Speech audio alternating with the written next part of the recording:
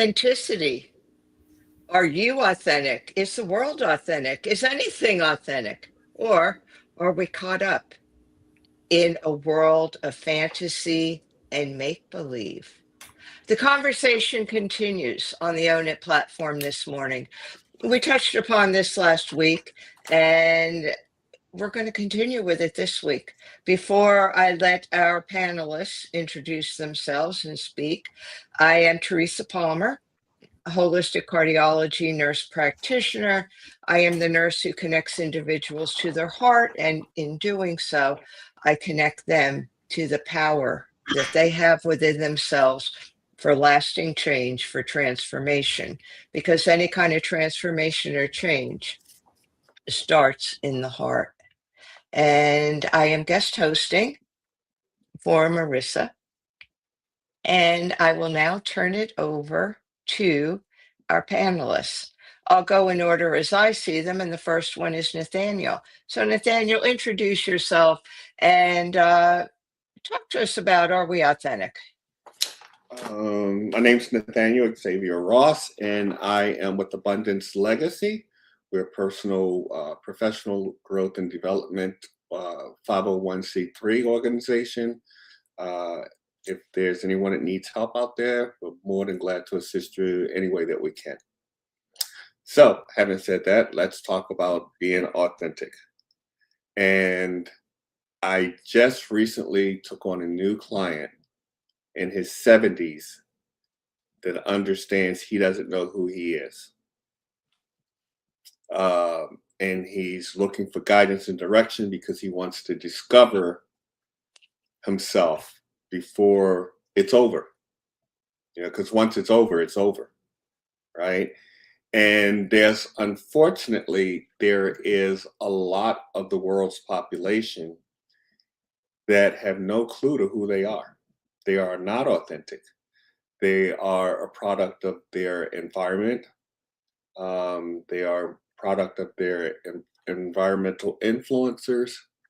And no one's taken the time to teach them, because not many of us know how to teach them, right? It's the same thing with becoming a man or woman. People seem to think because you chronologically grow and age that you become a man. You move from boyhood to manhood, or boyhood to teenager, to young man to manhood. And that's not true. That means you biologically get older. In order to become a man, you need a man to teach you how to move into manhood. And the same thing with the woman. You can't just go from being a girl to a teenager to a woman. You have to have a woman who teaches you how to become. And you got to get out of that doing behavior and get into the being behavior, right? And not many people know how to do that. So we have a lot of people walking around this planet that are not authentic, but they believe that they are, because they've bought into the hype and the different things that are out there of whatever the in noun thing is, right? I'm a boss woman. Well, what does that mean? Right? So it's a lot of work to be done. And if we held a mirror up to ourselves, we could then see in our reflection that we're not being who we say we are. So that's my 2 cents worth. Yeah, I think you touched on, really that we don't know how to be authentic, because the media, social media, any kind of media, tells us something different. If you look at social media, what really is an influencer? I don't think anybody knows what that is. It's a title. I don't think I've ever seen a real definition of what an influencer is, and what gives some people the right to be an influencer. How do they become an influencer? Authenticity is all about being who you are, standing in your truth, and it's effortless. If you have to put a lot of effort into something, whether it be a relationship, whether it be a profession, and I don't mean hard work, I just mean constantly, constantly trying to either be the best, or constantly trying to do your work or whatever. I don't quite know how to explain that. But if there's no ease in that, then it's not being authentic. It's trying to, good example would be if you don't like your job and it's not a profession you want to be in, but you were told perhaps to be in that profession, or it's a profession that supports the way you want to live. So every day you're not authentic. You have to go in there and fake being somebody else. You have to put on that smile. You have to act like you're part of a team, part of a culture that you may not want to have anything to do with. And it takes a toll on you. Unfortunately, over the years, it takes a toll physically. So authenticity is effortless.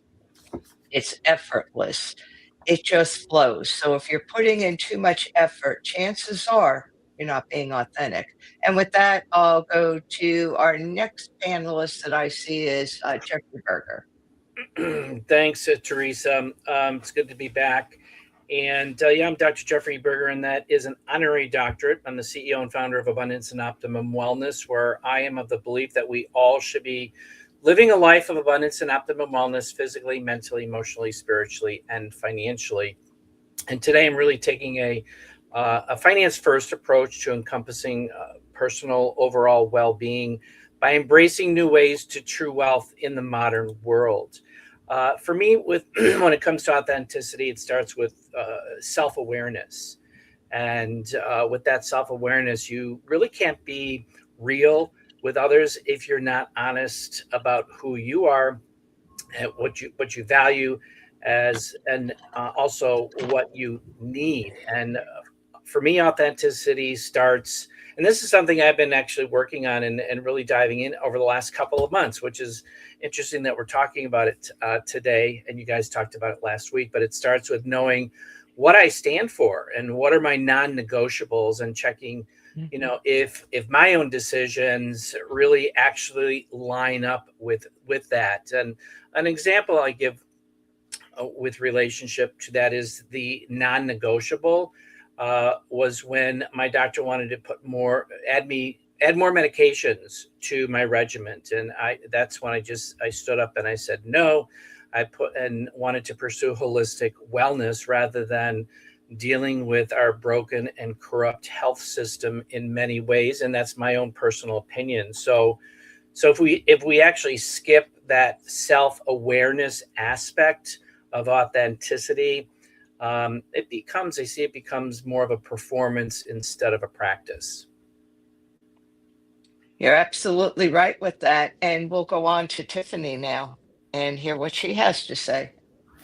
That's such a great subject. And good morning, everyone. I am Coach Tiffany Parra, CEO of Phoenix Fitness Fanatics Coaching and Consulting, as well as editor-in-chief of Phoenix Fitness Fanatics Magazine. Goodness, being authentic should not take work. As you just said, Teresa, when you're in a relationship, when you're in a job, when you're in any situation and you're feeling some kind of angst about how you need to be, you're not being authentic.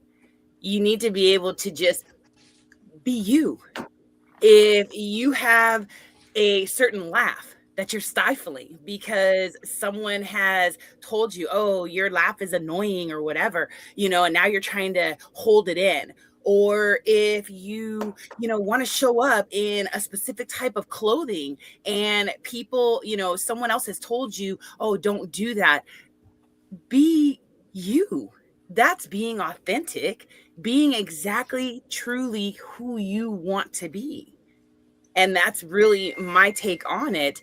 I think that people are trying too hard to be other things. And yes, it is it's really taking a toll on their health.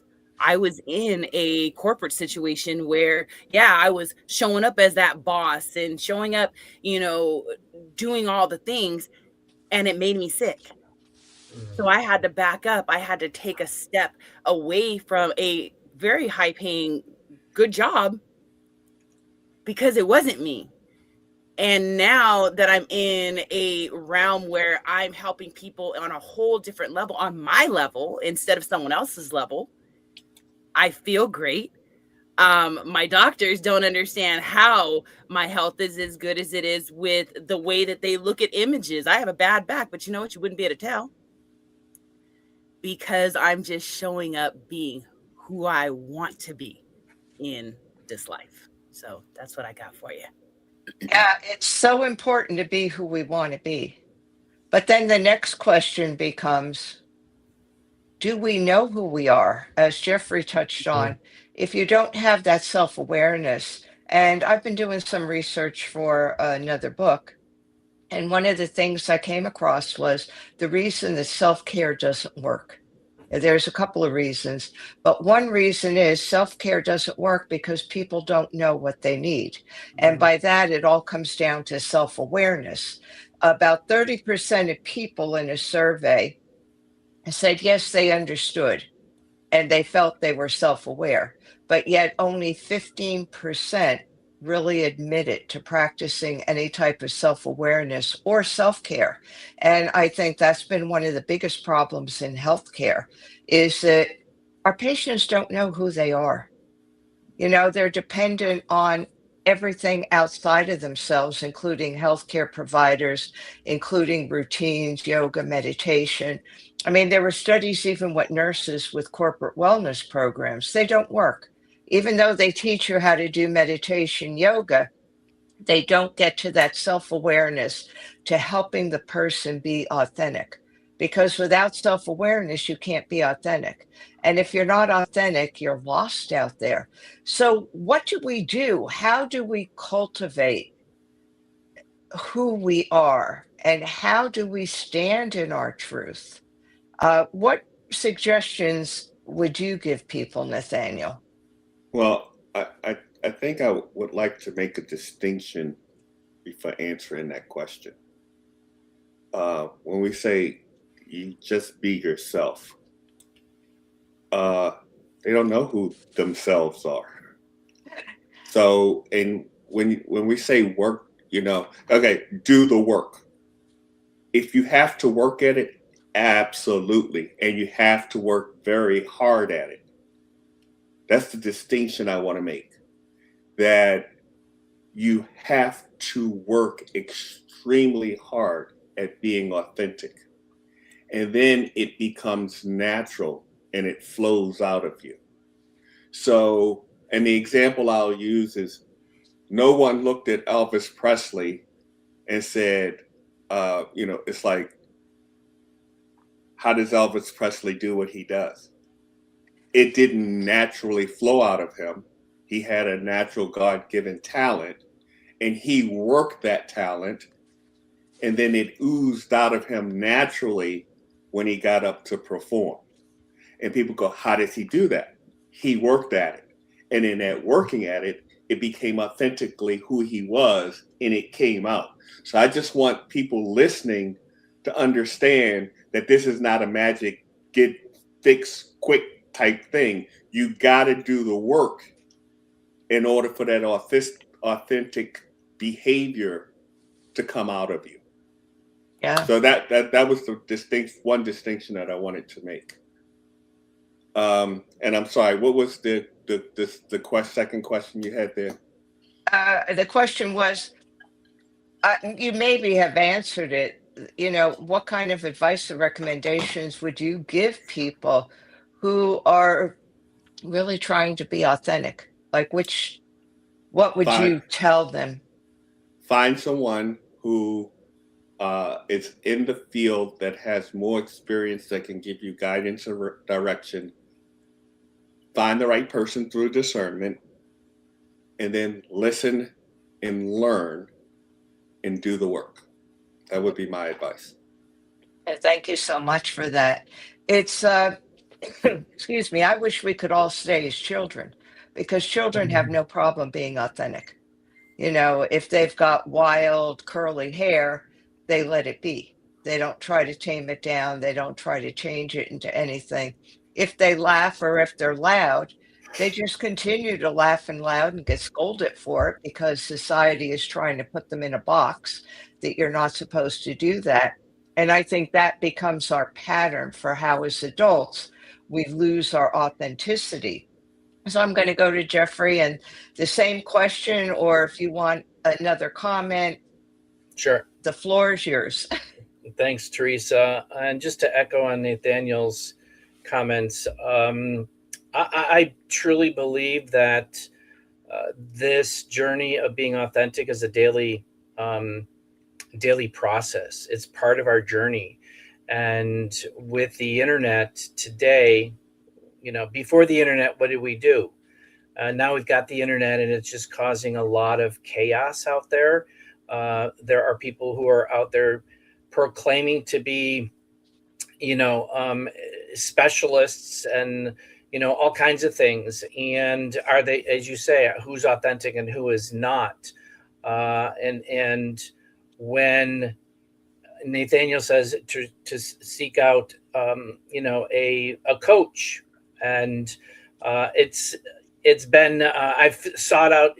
Well, let me put it this way: when I was in corporate America, I didn't believe in coaches. I just believed that as an individual professional, as a man, you didn't need coaching because we were told to, tough it up.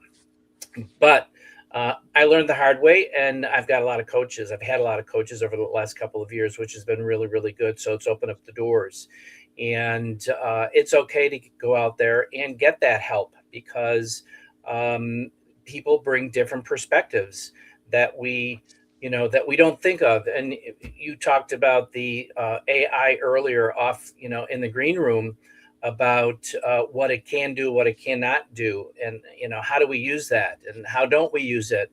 And I think that applies to the developing your authenticity and incorporating that into your journey, because it is, for me, it's been a struggle. It's getting easier. And really sitting down with a powwow like what we have here today, it's like, oh, I never thought about that. That's a really good point. And so you're getting different perspectives, and which is really enlightening, and it opens the doors for those who are willing to open the doors and receive that information. Because I used to be one who was very closed off. It's like I wouldn't open my doors. I was very, very defensive. And authenticity for me is a daily ongoing journey, and it'll go until I'm 6 feet under. Well, no, not 6 feet under, because I'm going to be thrown into the Gulf. I'm going to be in the Gulf swimming. So it'll happen until that. It'll continue to evolve until that happens. Hopefully that answers your question from my perspective. You definitely did. You definitely did. And we'll hear from Tiffany, and then we're going to touch on AI. So, Tiffany, the floor is yours. Oh, thank you, Teresa. I also really have to echo with the coaching, because that was the best thing that I could do, was find a coach. I went into group coaching first. I had to dip my foot into it a little bit, because I really didn't know if I needed coaching, but when I did the research and I'm the review queen. I love looking at reviews. I love trying to find, to contact people that have worked with the coach before as well. I'm looking at testimonials and stuff. So I did a lot of research on coaches and got into, coaching relationships and mentorships that have been amazing. That is one of the reasons why I really geared my business into coaching and consulting, because that was my niche. I was in human resources and learning a lot of different things that I needed to know for now. I think that mastermind groups are also absolutely amazing, because you do get to hear a lot of different perspectives in there. You're going to get people that are along the journey in different areas of the journey, right? Different levels of the journey. So you may have, someone that's going through the same exact thing that you're going through. So you can talk it out. You feel that, hey, you know what? I'm not alone in this. And you also have people that can help to develop you. So mastermind groups are amazing. Coaches, definitely do your research and find a good coach. Find a coach that could really be a buddy to you, but that can also be stern to you when needed to be, because sometimes we can be a little hard-headed, because I know I am quite often. And you need somebody that can shake it up in you and really bring out that authenticity and that magic that's within you. Yeah, I totally agree. We've had such a good conversation here. And I'd like to throw AI in the mix again, because when you look at AI and you look at things like Chat GPT, Copilot, it could really get to know you. And by that, I mean that you either talk to it and put information into it, or you download, whether it be manuscripts, transcripts of something, things that you've written, things that you want to do, how you would like to do things. AI then starts talking talking back to you. It gets to know you. And I'm wondering then, in a way, does AI become a mentor or a coach? What does anybody think about that? I know we're kind of really pushing the envelope here, but I think that's what we do on the Own It platform. We really do own it. So why not step into this territory of AI? Can AI really be that useful to us that it could be like a coach or a mentor? Or am I totally off base with this? So I'll go to Nathaniel. Well, I'm going to put two big toes in. Okay. And, and some people are going to like this and some people are not. I stayed away from AI. Because I truly did not understand AI, and I still don't. But recently, I have used AI to help me on a couple projects. And like with anything else, there's a good side and a bad side to it. And the scary part for me is it does get to know you, who you are, how you think, how you behave, how you speak. So the question for me becomes, and we're just scratching the surface. So the question for me becomes, after a while, is that me talking and doing those projects, or is it AI that's talking and doing those projects? And is AI, like the subconscious mind, taking me where it wants me to go, as opposed to my conscious mind working at taking me to where I want to go? So I don't have any answers to this, but I can say that we need to understand that there's a good side and a bad side, and we got to pay attention. If we're using AI, we need to pay attention to how it's affecting us and how it's affecting others. And Yeah, I'll leave it at that. I totally agree. Is it possible that AI really is our subconscious? Could it be that AI enters into our subconscious mind and really could bring out the best of us as far as living at that, what they call the awakened level, which is really getting out of your ego and more into your higher mind? But that could be a conversation for another time, and I'm sure that freaks a lot of people out. So let me go over to Jeffrey and see what he has to say about AI. Yeah, so this is like this could be a 10-hour or a 10-week discussion. I initially did not like AI in the very, very beginning because, just like Nathaniel said, he didn't understand it. I didn't understand it either.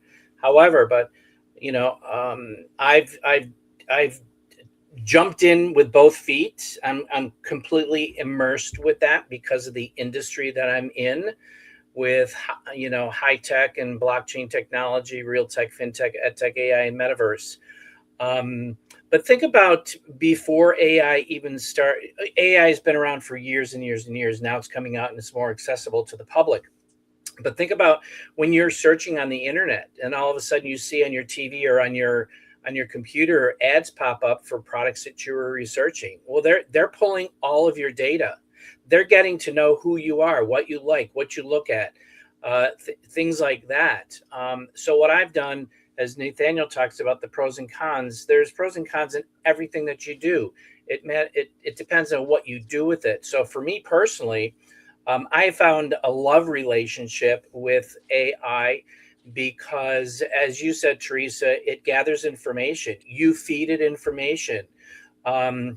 You give it prompts. So it's building a database of who you are, what you do, why you do what you do, and what you want to do with it.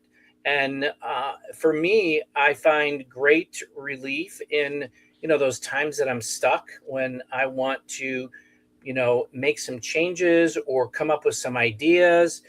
this is what I do, this is who I am, and I'm stuck. I'm trying to come up with some ideas with XYZ. And then, boop, they come up with a couple of ideas. It's like, oh my gosh, I never thought about it. So I think that this is, well, not think, I know AI is here. It's here to stay, just like blockchain. It will be the future. And I encourage people to utilize it to where they feel best. It's going to, help them in their journey. Just like, for example, I'm using, an AI robot to do some of my commercials. My face is there, but I say, this is Pro Access. I'm Jeff's AI voice, and I'm here to share this, because it also provides ways that you can automate things and not to spend hours and hours and hours. You clone your voice, you clone your picture, you put them together, you give them the speech that you want to, and then it's done like that. You don't have to be there filming and editing and things like that. So that's a pro when it comes to social media and sharing that. So with that, I highly encourage people to start embracing that, because when computers came out, people will say, I'm not going to get involved with computers. It'll be a fad. Look where they rule the world today. So, and that's where I see AI. It is the future. Thank you so much for that. Thank you. You gave us a lot of good information there. Tiffany, what is your take on all of this? Yeah, I really haven't dipped too much into AI. I use AI more as a administrative assistant, to tell you the truth. Giving it things that I've written and saying, can you give me the errors? Can you, show me where I can grammatically change it to make it flow better, things like that. So I really haven't done too much in it. I'm starting to do some images and stuff like that, which is kind of cool. But I'm loving what Jeffrey said about, feeding it your voice and a picture and being able to do that, because there are a lot of people that are out there doing that. And I know there's so much automation out there that we can do as business owners that could make things easier for us. But, as everyone has said here, there are pros and cons for everything. I'm seeing a lot of, things that are out there that I can tell it's AI, and people are saying that it's not AI. And it's like, but yes, it is. Like, you can't lie, so people just need to understand, don't use it to take over your life and make it you. Use it to enhance the things that you're doing in your life. So that's all I got for AI right now. Yeah, I think I liked what Jeffrey said about the business and whatnot. But see, I'm one of these people that enjoys being in front of the camera. I enjoy putting on the makeup. I enjoy filming. I like that personalization of it. I also had an image done of AI, and when I looked at it, I thought, this is not me. And when I studied it further, it actually looked like a combination of my mother and my aunt when they were younger. Oh, wow. So figure that out. Somehow AI took the image and this is what it created. And it did not look like me. I don't think it did. I think a little bit of it did. And I asked other people, I said, would you recognize this as me? And they all said the same thing. And I said, there's a little likeness, but it's not really you. It looks like somebody else has been superimposed upon you. So, I agree with AI, but at the same time, I'm one of those people that likes to get out there, likes to get on social media, likes to be in front of the camera, likes to share information. And for me, the authenticity is getting out there and doing it myself. Maybe someday, if I get that busy that I need the AI to help me out, I would give it that job. But for now, that job's staying with me. Hey, Yeah, Teresa, can I add one thing real quick? sure. What the phrase today that's being used is prompt technology. And it's another form of being, like, when I was a software engineer, I was a developer, I wrote code. That's what today with AI, you become a prompt engineer. You create these prompts that lead you towards that authenticity. Even though it's AI generated, like these clones. I'm cloning myself. I'm learning how to clone myself so I can generate like a bunch of stuff, but it's really coming from me. But I don't have time to sit in front of the camera and record it. So those are some of the advantages when it comes to business. It saves you time and a lot of editing when it comes to that. So I think, Nathaniel, you were started to say something. I didn't mean to cut you off. No, that's right. I just wanted to comment on, you had made 2 comments, and I think that you are an example of how you use AI correctly. So if you're putting your picture out there, you're putting your voice out there, and you're saying that it's AI generated, people know what they're looking at, they know what they're experiencing. But we also know that most business people don't have integrity and don't do that, right? So I just think that's good that you share that. And also, even in your introduction, Dr. Berger, but it's an honorary doctorate degree, right? That's authentic. Absolutely. And people can like that and respect that. Can I be 100% transparent about that? Sure. This is the first time I've mentioned honorary doctorate. I mean, I shouldn't say first time. I have in the past. However, the discussion that you and Teresa had last week prompted me to say, oh, wow, that's very interesting about authenticity. Yeah. So I'm not, because a lot of people think I'm a medical doctor, I'm a psychiatrist, and it's like, no, I'm not. It's an honorary doctorate.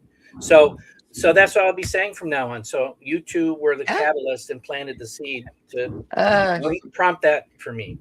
Yeah, I was and that's the kind something. Of honesty and integrity that we need that's out there, but it's not a lot of that out there. Right. Yeah, I was going to say something. And, the other etiquette is, you noticed I'm calling you Jeffrey. I could call you Dr. Jeffrey, but Dr. anybody, if you put doctor in front of somebody's name, that is the educational degree. So anybody with an honorary degree, you're like, you're not supposed to call yourself doctor. You could tell people, but there's even some discussion about people putting it in front of their names that it could be misleading. So I'm really glad, because you're one of the few people that has really, stood up and said, I have an honorary doctorate. And I really commend you for that, because, there's people that are so anxious to get a doctorate in front of them that they'll pay any price just to do it. And, is that authentic? It's another debate for another time. But thank you so much for really showing your authenticity and your vulnerability, because it takes a lot to say that. Right. That's what a true authentic person says is, I do X, Y, and Z. I've gotten X, Y, and Z, but don't mistake it for this. So I think you're setting a good trend here. Yeah. And anybody with any last words before we close up? Because I don't mind us going over a little bit, because I think this is so necessary for people to hear. So any last words from anybody? I would say my encouragement would be is take that step into the unknown. It may be uncomfortable, getting into your uncomfortable zone, because that's where growth really happens, and development, and start exploring. And it may be for you and it may not be for you, but at least you've tried it, and then you can make your own your own educated decision whether you want to use it or whether you don't. Yeah. Thank you so much, everyone. This was such an inspiring conversation. And I think that's what we do best at Own It, is not only do we own it, but we also inspire other people. So thank you for joining us today, the panelists, and thank you everyone who's either watching this or going to watch the replay. And I hope we've given you some food for thought, because we've said quite a bit today. So thank you, everyone. And we're going out now. I